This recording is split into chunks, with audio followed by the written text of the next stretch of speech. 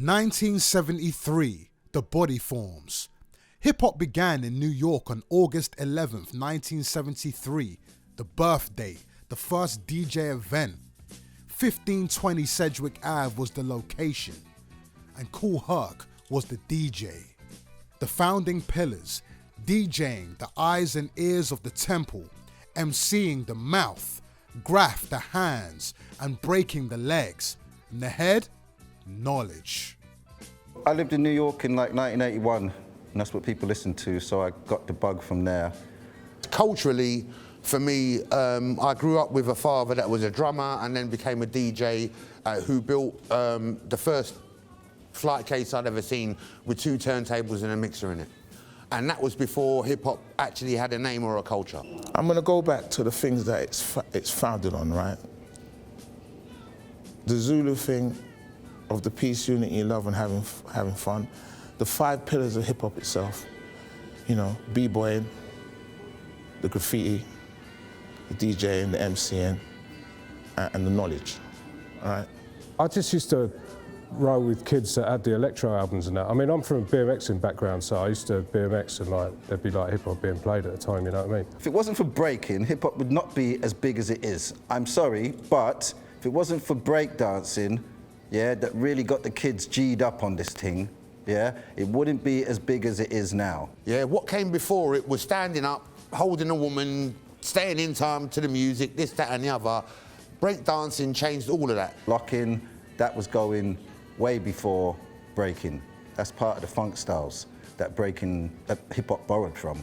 But breaking in itself is the pure hip-hop dance. Yes, there was body popping and stuff, but really the advent of breaking was all about the Buffalo Girls video, which was, I think, 1982, November, Top of the Pops. Buffalo Girls was one of the really big impacts, I would say. That's where we saw a crystallization of the art form, presented as an art form. Without even having anybody give me a narrative, like as us as kids, we could just see the whole imagery in the music and we just take it in. We could read that story in the video itself. Oh, I mean, my earliest memory was like watching, you know, breakdancing, DJs on the BBC, just seeing the whole of the UK kind of encapsulate this culture from America and make it our own. So yeah, it was definitely, from a young age, I was very, very influenced by it. This is a cool jam, and I'm coming to get used to The early 80s, it starts to speak. It grew legs, got dressed, and went round the world. B-boy fashion and the breakdance craze had taken its grip. The lyrical element of hip-hop became more elaborate and took hold of the imaginations of young people across the English-speaking world. As it became more defined and sophisticated, the language of hip-hop inspired people across the globe. As a musical form, obviously everybody goes back to the landmark, which was Rapper's Delight. It was an upsetter. It came along and everybody was baffled. It changed the whole lexicon in the music industry in America and also in the UK. We used to be able to play records on a record player, one of those belt-driven record players that the school allowed us to use, but we had to always get permission from the prefects and the monitors and the house masters and stuff. Anyway, one kid walks in one day, he's an American kid, and he walked in one day and he started playing Sugar Hill Gang. So I was like, wow, what's this? Completely different. You know, so I got basically excited about what was happening there, because before that all we had was what we were fed through Top of the Pops and everything. So when you had this, it was like, what is this? I can think back of watching Dougie Fresh and Slip Rick on Top of the Pops and all of these sort of things. You know, Sugar Hill Gang, it didn't really feel like it wasn't commercial.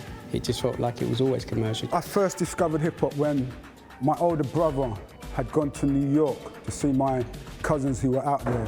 And he came back to the UK and he brought Run DMC's, it was Sucker MCs on the B side. It's like that, and that's the way it is. And he brought that, and he brought the Cold Crush Brothers, fresh, wild, flying bold. We'll be that way till we grow old. And I heard that shit, changed my life. I used to listen to the radio religiously, write down all the names of these songs and yeah, I said, when I grow up, I'm going to buy these records, and that's what I did. I used to listen to this fucking pirate radio, like, and I heard Planet Rock and Herbie Hancock Rocket, and I didn't even know what it was, but it was just, my ears, were just interested in that kind of sound, you know what I mean? And Adventures on the Wheels of Steel, The Message, all those tunes. Didn't even know what I was listening to really, but I had a feeling about it, you know what I mean? I had the radio box, and I had to get the hangers and hang them up so I'd have it by my top of my window, hang right up to the top of the curtain, whatever. And that's how I discovered hip-hop. Schoolie D, Run DMC, because a lot of the mainstream stations weren't onto that yet. Only Mike Allen was, but I was late on Mike Allen, where a lot of people were early, so rest in peace, Mike Allen.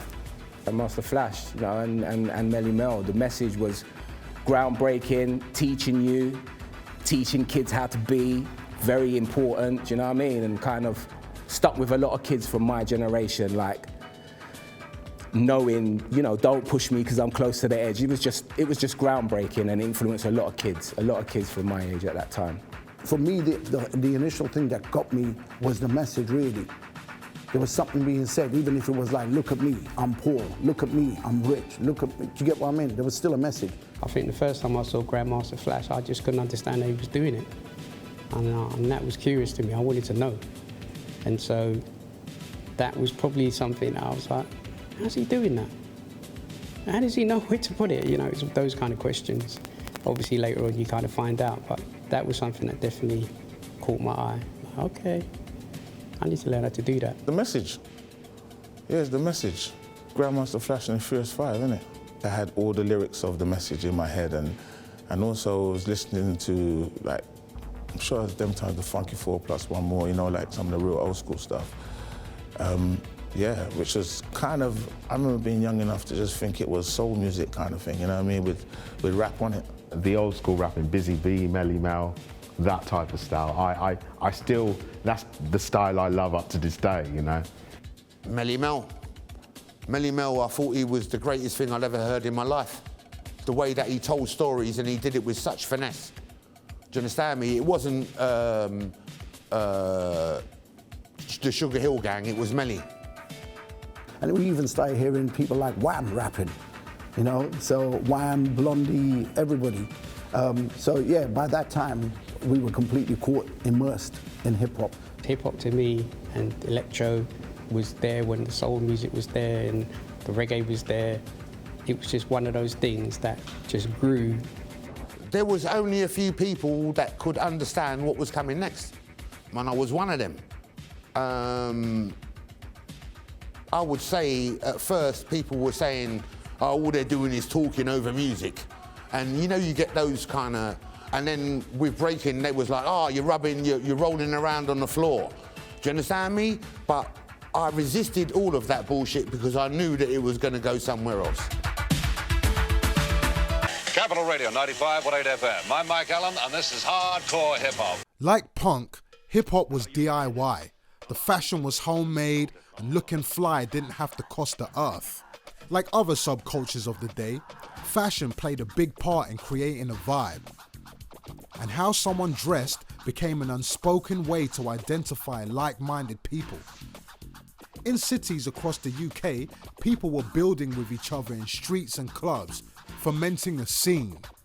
See, it took time to get the right look, to collect the right records, to go to the right spot. In London, Covent Garden became a rallying point. People need to understand that hip-hop, the UK especially, was probably one of the first places to embrace the culture, more than probably anywhere else. In the UK, we found hip-hop as a culture rather than just a movement. So the first thing I heard was the rapping, but actually what took over the UK was Jeffrey Daniels on Top of the Pops from Shalimar doing the body popping thing. And then I saw London All-Star Breakers on Blue Peter. And all of these moments are the moments that really shaped me to say, I want to be down. I want to be down so badly. Back in our days, we had like one video or two videos, and we rinsed those. And from that, we learned to expand on it more and develop our own stuff and you find stuff, that's it, you find stuff. We had like BBC Two, so you had like Dance Energy, which Normski was a show that Normski used to present. That basically, before the internet, everybody would come home from school and they'd put on the same programs, and if your song was on that program, everybody would be talking about it the next day. And I feel like that was a real important time for breaking the music and for breaking the culture in this country.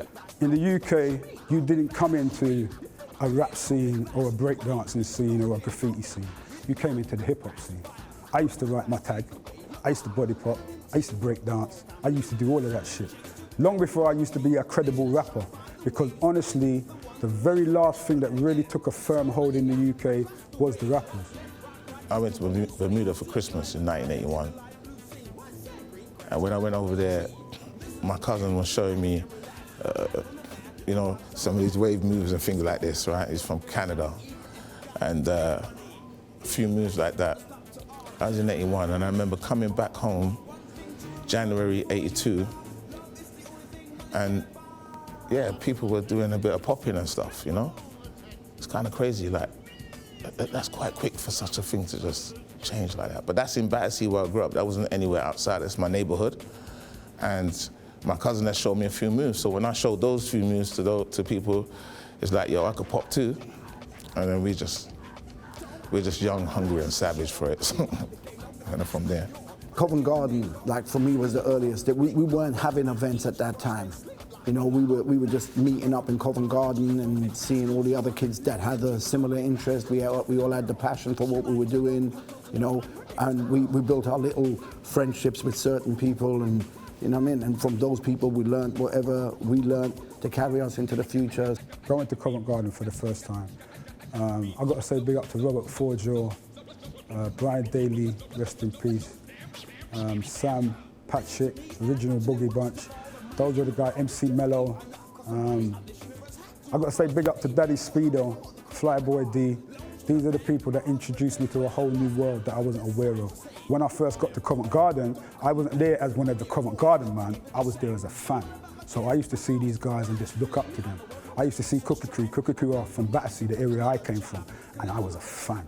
In the early days, a lot of friendly competition, a lot of love, even though we was from outside of High Wycombe. There was a lot of camaraderie, but there was also a lot of, like I said, friendly competition. You know, everybody respected what they did, but at the same time it was like, you ain't messing with us, type of thing, you know? Electric Ballroom was the dancer club.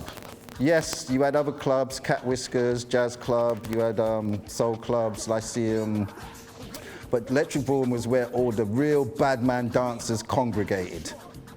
Yeah, they had the jazz room in there, the soul on the main floor, and every couple hours they'd have an hour of electro, and now the robots have come out.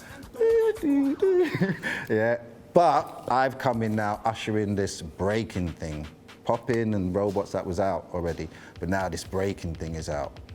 And I was one of those ushering in that wave of things. I believe beatboxing was really, really important, basically because a lot of artists didn't have access to equipment, didn't have the money to buy equipment, didn't have money to go to the studio. We didn't have drum machines. So what did I learn to do? I beatboxed. And while I was beatboxing, Merlin was rapping. We met up on the backs of buses. We traveled the whole of the line, and we had a party on the back of the bus. I actually went to a club and people got me in, which I shouldn't have been in the club because I was too young, but they let me in the club and it was new then, and I braked. And I battled someone. There was a battle going on and I jumped in the battle as well, and I think I smoked him. And then from that, they asked me to dance in front of the whole club, and they paid me £45. And I'm like, 14, yeah. And then from that very night, I met my first crew, and they said, we dance and we make money dancing, come along with us. And then the next day, it was at Covent Garden, busking, and then from there, they asked us to be on Breakfast TV, and then from there, this and that and that. We didn't think about money, we didn't think about wealth, we didn't think about any of those things. The only thing that drove us was the passion for what we did, what we had. Originally, everyone was rapping in American accents. yeah, son, yo, boy, yeah. Everyone went to sound like Run DMC. But eventually we found our feet and we found a place where we were able to express ourselves as ourselves. And once we discovered that, we were unstoppable. You had labels like Music of Life, you had groups like Hijack, Demon Boys, She Rockers, Cookie Crew, Blade, the list goes on, who were making hip-hop music that was able to gel with the American stuff, that was as good as the American stuff, and it was our own, you know. There was Cookie Crew, and there was Just Bad Crew. All these were the earliest memories. So Fresh Gear and Mo Rock, those groups. As London Posse, it took us to take a trip to New York and really see that in motion. What the fuck am I doing on a corner in Brooklyn, rapping to Brooklyn man in a fake Brooklyn accent? Them man see through you like a window. Don't make no sense. But when we say, yo, blood clot, where can I get some food from? Like, they're like, yo, where you come from, bro? Yeah, I'm from London, my parents are Jamaican. Come and give you that. Like, rather than me trying to imitate you, let you feel me. And it had a much greater effect. So when we came back to the UK, that's what we came with. And we came with that confidence to say, can't tell me nothing, I know this is right. I say this, like Rodney P, he's one of those people whose style of rhyming is a blueprint style that other people have built styles upon, you understand? MCD is another one like that, you know? There's a few like that, you know what I mean? And in that way they're pioneering as well. Sparky Ski's production, there ain't no other production like it. The way hip-hop is built, to my mind, is you take the influences that are around you and you smash them in and see what comes out. I mean, I was very lucky. I grew up in my father's studio, which was in Tottenham, North London. And we had a lot of Music of Life artists that used to come through there, so like Einstein, Demon Boys. So as a kid, like 12, 13 years old, I used to see these guys that I looked up to come into the studio and recording. Obviously, hip-hop was a big influence on us anyway, but just seeing some local kids come into the studio and making good rap music, that was like a real big platform for me, you know, to get into it and to want to be part of it. You know, that whole reggae, hip-hop thing is very part of UK culture. The UK scene was definitely built from firm foundations, but I don't think a lot of people recognise that for a lot of us, those foundations were reggae music. So like to me, the foundation was reggae music, and the connection between UK dancehall and UK reggae music and then the UK hip-hop scene is, for me, very obvious, but for a lot of people, they don't see that connection. Smiley Culture did the original Ebonics tune in terms of breaking down the slang. You say this, but we say that. That's even before Big L. That's even before Don Grammar, before Carl Hines. That predates all of that shit. And we were taking lessons from that, and then we applied that to what we did as a hip-hop group. You had the dancehall energy, you had the hip-hop energy, and that kind of fueled this whole new thing for the UK. I say a brilliant example of that, who is somebody that really influenced a lot of the MCs from that time, was Mike J of the Demon Boys. He was one of the first people that used to roll his tongue. He was one of the first people that would mix reggae and hip-hop from a UK standpoint. Before the records, we didn't necessarily know we're pioneering anything. What we're doing is we're doing our thing to the fullest, and we're loving what we're doing. And we know we're representing ourselves, our neighborhoods, and the art form. But by the time, like I say, I got to my album, London Posse got to their album, Molly Love got to her album, we're recognizing that we are pioneering something, because we're all leading in our fields. And we're standing strong on our square, man. We're standing strong on what we believe and what we're representing. And you needed to have that strength and that direction and that focus and that vision of what you're about, because the industry itself didn't like us. Kept on saying we're fad, we ain't gonna last. This was the mentality, like, you know, that stuff. Is it Goebbels that said if you repeat the same line enough times, it becomes the truth? Yeah, well, us hip-hop kids were like, fuck off, we ain't believing that shit. Shut your mouth, man, you know what I mean? We're born for this, and you ain't going to stop this, and we're gonna grow. We don't know what we're growing into, but we know we're becoming giants. I would say I started to recognize that we're pioneers when we started touring, when we started doing interviews, when we started having people coming up to us, telling us the impact of our songs in their lives. On the front cover of Record Mirror with, I think it was We Papa Girl Rappers, they were saying basically in 1990 that we were the future of British music. As the decade came to a close, hip-hop in the UK was firmly established as a powerful cultural force, with its own TV shows, adverts and acts breaking into the mainstream. The UK had found its own voice and started to seep into the wider culture, laying the groundwork for musical movements that would come later. People like Goldie and Normski were definitely flag holders for what we were doing over here. Look back, a lot happened before what's going on now, a lot. The first greatest moment in UK hip-hop was Derek B performing at We Are The World concert with Boomtown Rats and all them type of people there. That was the first launch of UK hip-hop around the world. One of the greatest moments for me, and I was only about 11, 12 when my dad took me here, was a concert called UK Fresh 86, which was held at Wembley. And that was Mike Allen, who was a very important DJ for the UK hip-hop culture as well. And they had two shows. They had an early show and they had an evening show, and it had acts like Mantronics, Just Ice, Africa Bambaataa and the Soul Sonic Force. The list goes on and on, but I just remember that being like one of my first concerts and going there and just seeing all of my favourite artists under the same roof and just being blown away. And when I walked away from that concert, I knew that that's what I wanted to be a part of. You know, I remember watching Cookie Crew on Top of the Pops. I remember watching Wee Papa Girl rappers on Top of the Pops. I remember watching Derek B on Top of the Pops. I remember watching Phase One on Top of the Pops. I remember watching even Betty Boo, who comes from within this scene. She used to go Covent Garden on Top of the Pops. Public Enemy was the first time when it really meant something to everybody. Yeah, black, white, what it meant something, you know, you was tapped in, you know, especially when the conscious era was around, Luckin, even Black Radical, you know, over here, you know, MC Jew. There's so many, you know, there's so many different landmarks and things you could pick up. The release of London Posse's Gangster Chronicle album, that was definitely a pivotal moment.